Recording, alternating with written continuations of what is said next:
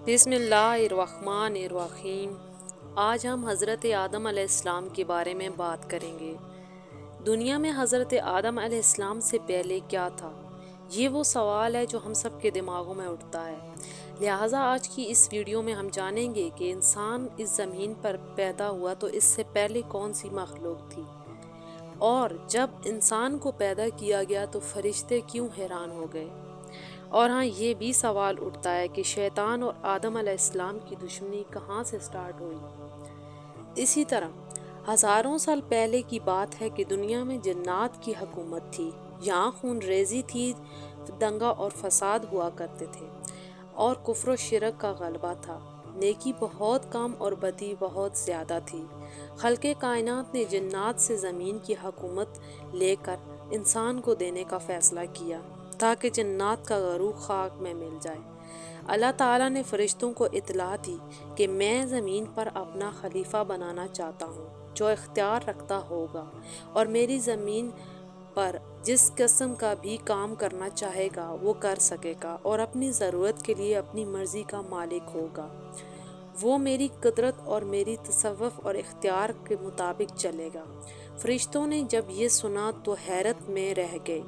حیرت انگیز ہو کر اللہ تعالیٰ سے انہوں نے بطور سوال عرض کیا: اے خداوند، اے خدائے بے نیاز، کیا آپ ایسے کو پیدا کرنا چاہتے ہیں جو زمین کو فساد اور خون ریزی سے بھر دے گا؟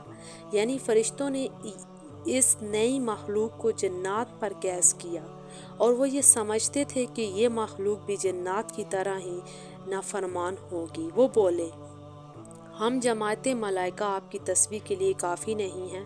اللہ تعالیٰ نے جواب دیا: آدم کی پیدا کرنے میں جو حکمتیں ہیں تم ان سے واقف نہیں ہو، بلکہ ہم ہی خوب جانتے ہیں۔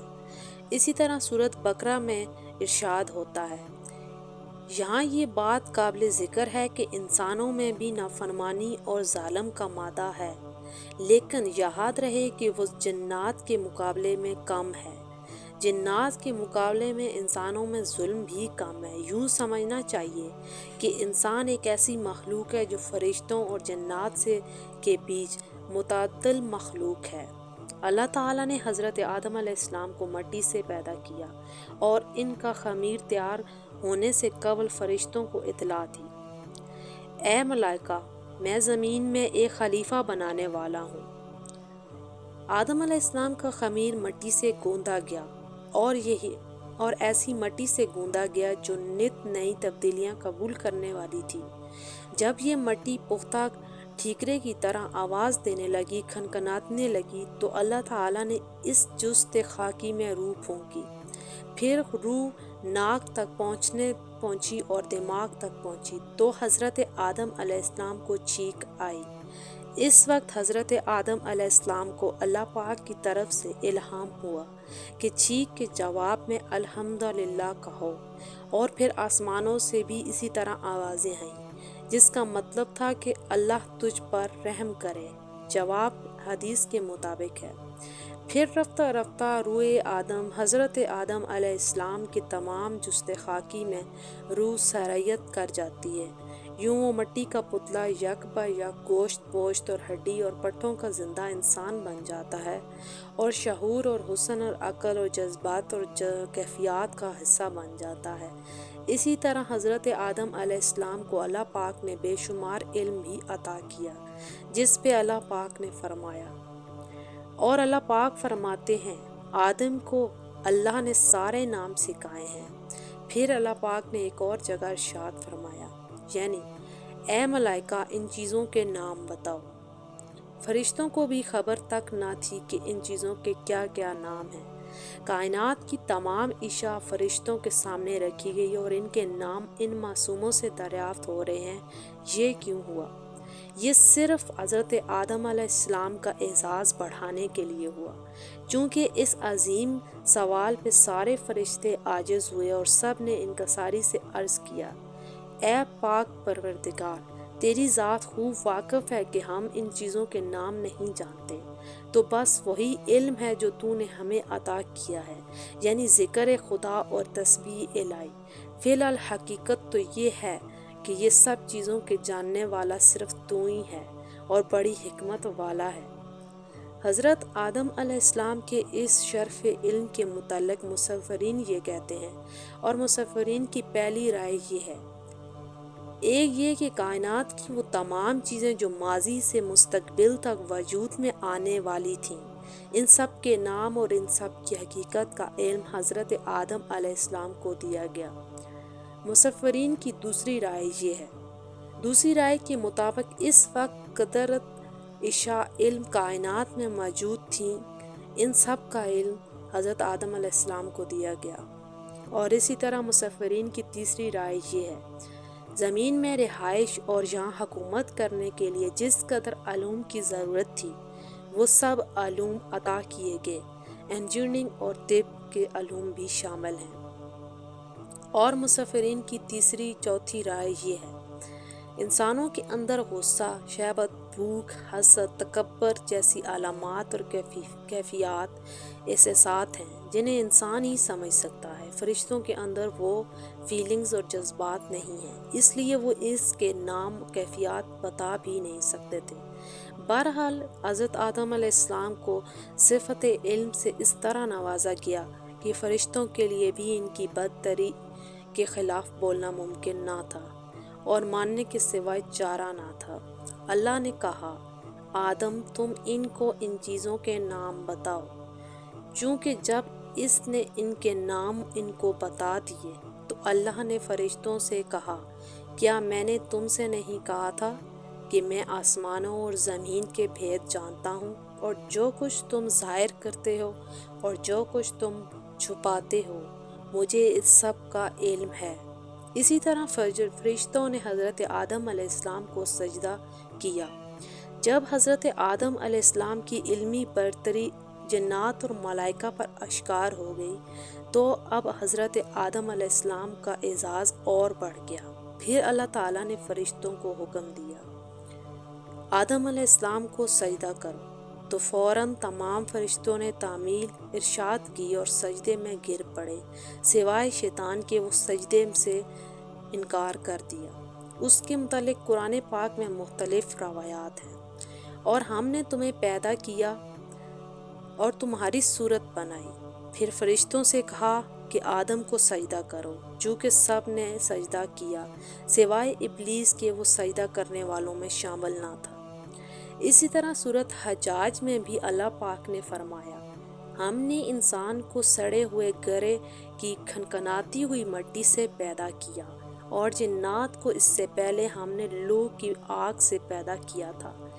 اور وہ وقت یاد کرو جب تمہارے پروردگار نے فرشتوں سے کہا تھا کہ میں گارے کی کھنکھناتی ہوئی مٹی سے ایک بشر کو پیدا کرنے والا ہوں، لہٰذا جب میں اس کو پوری طرح بنا لوں اور اس میں اپنی روح پھونک دوں تو تم سب اس کے آگے سجدے میں گر جانا۔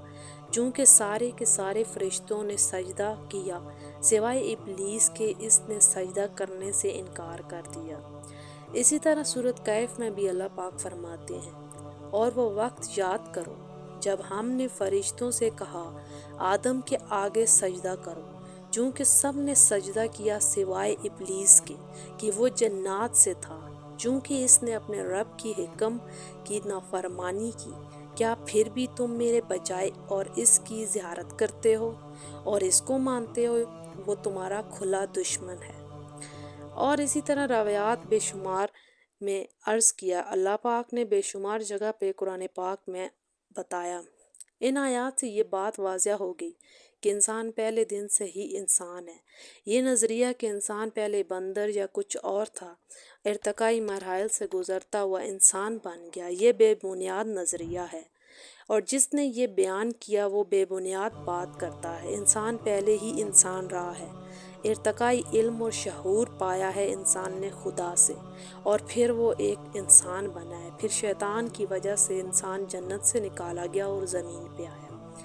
اللہ تعالیٰ نے انسانوں پر ہزاروں سال پہلے ایک مخلوق آگ سے پیدا کی تھی جسے جنات کہتے ہیں۔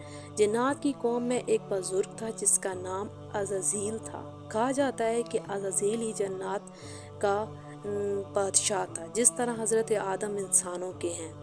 عزازیل بہت عبادت گزار اور اللہ کا نہایت فرماندار جن تھا۔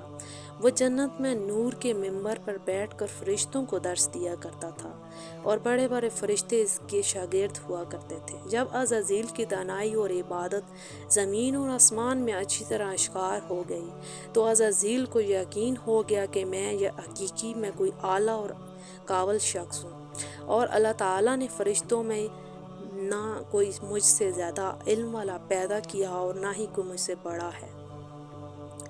اللہ تعالیٰ نے جب فرشتوں کو حکم دیا کہ آدم علیہ السلام کو سجدہ کرنے کے لیے تو تمام فرشتوں نے آدم علیہ السلام کو سجدہ کیا بغیر ابلیس کے۔ ابلیس نے عزازیل، جبکہ عزازیل جس کا قلب ہے وہ آج اس سے پہلے ابلیس ہوا کرتا تھا، اس نے سجدہ نہیں کیا۔ لکھا جاتا ہے کہ جب فرشتوں نے حضرت آدم علیہ السلام کو سجدہ کیا تو پورے 100 برس تک وہ ملائکہ سجدے میں گرے رہے اور عزازیل حضرت آدم علیہ السلام سے منہ موڑ چکا تھا۔ جب فرشتوں نے سر اٹھایا تو عزازیل کا چہرہ کالا ہو رہا تھا اور عزازیل کے چہرے سے خوبصورتی اور دانائی ختم ہو رہی تھی۔ اسی طرح تمام فرشتوں نے سجدے سے اٹھے تو اللہ تعالیٰ کا ارشاد ہوا، اے ابلیس، آدم علیہ السلام کو سجدہ کرنے سے تجھے کس چیز نے روکا؟ اللہ تعالیٰ اگرچہ علم و دانا ہے، وہ دلوں کے بھید سے واقف ہے، ماضی، حال، مستقبل سب کے لیے وہ یکساں جانتا ہے۔ اللہ نے دوسروں کو دیکھنے کے لیے ابلیس کے امتحان اور آزمائش کے لیے یہ سوال کیا تھا، ورنہ اللہ پاک کو یہ معلوم تھا کہ ابلیس نے میرے بنائے ہوئے آدم علیہ السلام کو سجدہ کیوں نہیں کیا۔ اے اللہ، میں نے آدم سے بہتر ہوں، چونکہ مجھے تو نے آگ سے پیدا کیا ہے اور آدم کو خاک سے، پھر میں آگ کا بنایا ہوا خاک کے پتلے کو کیوں سجدہ کروں؟ کتب میں آتا ہے کہ اس بات پہ یعنی مٹی آدم علیہ السلام کی اصل ہے اور وہ آگ سے پیدا ہوا ہے۔ یہ بات بدبخت شیطان اپنے غرور اور تکبر میں یہ تو بھول گیا، وہ خود آدم علیہ السلام دونوں اور جن بھی اور ابلیس خود بھی خدا کی مخلوق ہیں، تو مخلوق کی حقیقت کیا ہے؟ وہ خالق سے بہتر ہے کیا؟ دونوں مخلوقیں خالق کی ہیں، بہتر وہ مخلوق خود بھی نہیں ہے، کیونکہ اللہ پاک ہی بہتر جانتے ہیں کہ آگ سے بنایا ہوا شیطان بہتر ہے یا مٹی سے بنایا ہوا انسان۔ بہرحال شیطان کا جواب چونکہ غرور و تکبر میں مبنی ہے، اس لیے اللہ تعالیٰ نے اس پر واضح کر دیا کہ تم جنت سے نکل جاؤ۔ اللہ تعالیٰ نے شیطان سے کہا، ابلیس، تجھے کیا ہوا کہ تو نے سجدے میں مجھ پہ شامل نہیں کیا؟ تو جواب آیا، میں ایسا ہرگز نہیں کروں گا۔ اسی پر اللہ پاک نے شیطان کو، ابلیس کو جنت سے نکال دیا۔ حضرت آدم علیہ السلام نے جنتی لباس پہنایا اور جنت میں داخل فرمایا۔ یہ جنت کشمیر یا دنیا کی کوئی اور جگہ نہیں ہے، بلکہ اصلی جنت ہے جو اوپر آسمانوں میں ہے، اور جنت میں جہاں چاہتے گھومتے، جہاں چاہتے، لیکن ساتھ میں خود کو اکیلا بھی محسوس کیا کرتے تھے۔ اللہ تعالیٰ نے بی بی حوا علیہ السلام کو آپ کی بائیں طرف کی پسلی سے پیدا کیا۔ جس وقت بی بی حوا پیدا ہوئیں، فرشتوں سے پردہ قرار دیا گیا۔ بی بی حوا دنیا کی نہایت خوبصورت خاتون تھیں۔ جب حضرت آدم علیہ السلام سو کر اٹھے تو پوچھا، تم کون ہو؟ انہوں نے کہا، اللہ نے مجھے آپ کے لیے پیدا کیا کہ آپ مجھ سے سکون حاصل کر سکیں اور آپ کی نہایت خدمت کر سکوں۔ وہ دونوں خوشی سے جنت میں رہتے۔ اللہ تعالیٰ نے فرمایا، تم یہاں جہاں چاہو جا سکتے ہو، جو کھانا چاہو کھا سکتے ہو، بس اس درخت کا پھل کھانے سے منع کیا کہ اگر کھاؤ گے تو نقصان اٹھاؤ گے۔ ابلیس تمہارا اور تمہاری بیوی کا دشمن ہے، ایسا نہ ہوا کہ وہ تمہیں نقصان پہنچا دے۔ وہ درخت کون سا تھا؟ مشہور ہے کہ وہ گندم کا تھا، ایک قول انگور کا تھا، اس کے علاوہ بھی قول ہیں۔ حافظ بن قیس فرماتے ہیں کہ اس حوالے سے 6 قول ملتے ہیں۔ سب سے بہترین بات تو یہ ہے کہ جس چیز کا ذکر کرنے والے اللہ تعالیٰ نے ضرورت نہیں سمجھی، جس چیز کی بھی ذکر کرنے کے بارے میں اللہ پاک نے قرآن میں ضرورت نہیں سمجھی تو ہمیں بھی اس کے پیچھے زیادہ نہیں پڑنا چاہیے۔ ادھر ابلیس کو ایک پل بھی چین نہیں آ رہا تھا۔ اس نے بی بی حوا کو عورت ذات کا سمجھ کر استعمال کرنے کی ضرورت سمجھی۔ ابلیس نے بی بی حوا کو بہکانے کی کوشش کی، وسوسے ڈالنے کی کوشش کی، اس درخت کا پھل کھا لو جس سے اللہ نے منع کیا ہے، کھا لو گی تو ہمیشہ کے لیے جنت میں رہو گی فرشتوں کی طرح، ورنہ تم مر جاؤ گی۔ کہا جاتا ہے کہ شیطان سانپ کی طرح اور سانپ کے ساتھ مل کر جنت میں گیا تھا، اور سانپ کی صورت میں ہی ان سے بات بھی اس نے کی تھی، اور اللہ پاک کی قسمیں کھائی تھی اور کہا تھا کہ درخت کا پھل کھا لو پھر تم فرشتوں کی طرح جنت میں رہو گی اور ہمیشہ کے لیے رہو گی۔ اسی طرح بی بی حوا نے بھی حضرت آدم علیہ السلام کو اس درخت کا پھل کھانے پر مجبور کیا، تو حضرت آدم علیہ السلام نے اللہ پاک کے کچھ قولوں کو بھول گئے، اور وہ اللہ پاک کے ارشاد کچھ اہم الفاظ جو اس وقت کہے گئے تھے بھولنے کے بعد اس درخت کا پھل کھا لیتے ہیں۔ ان فطری کمزوریوں کی وجہ سے آپ سے یہ پھل کھانے کے فوراً بعد دونوں کا لباس جنت میں ہی اتار لیا جاتا ہے۔ شیطان کو یہ بات معلوم تھی کہ اس درخت کی تاثیر سے جو اسے کھاتا ہے پہلے لباس اتر جاتا ہے۔ گویا شیطان نے انسان پر جو پہلا وار کیا تھا وہ یہی تھا، لباس کا وار تھا۔ خواتین کو یہ بات اچھی طرح سمجھ لینی چاہیے۔ بے الغرض وہ دونوں شرم سے ادھر ادھر بھاگنے لگے۔ انہیں احساس ہو گیا تھا کہ ہم سے پہلے اللہ تعالیٰ کی نافرمانی ہو گئی ہے، لیکن ظاہر ہے حضرت آدم علیہ السلام کی یہ بات اب خطا ہو چکی تھی، یہ بات اب پوری نہیں ہو سکتی۔ نافرمانی کا تصور تو اللہ پاک نے ان کے ذہن میں ڈالا نہیں تھا، اور نہ ہی حضرت آدم علیہ السلام نے یہ سوچ کر نافرمانی کی تھی، بلکہ حضرت آدم علیہ السلام سے یہ گناہ سرزد ہو گیا تھا۔ کہا جاتا ہے کہ حضرت آدم علیہ السلام کے اس گناہ کے بعد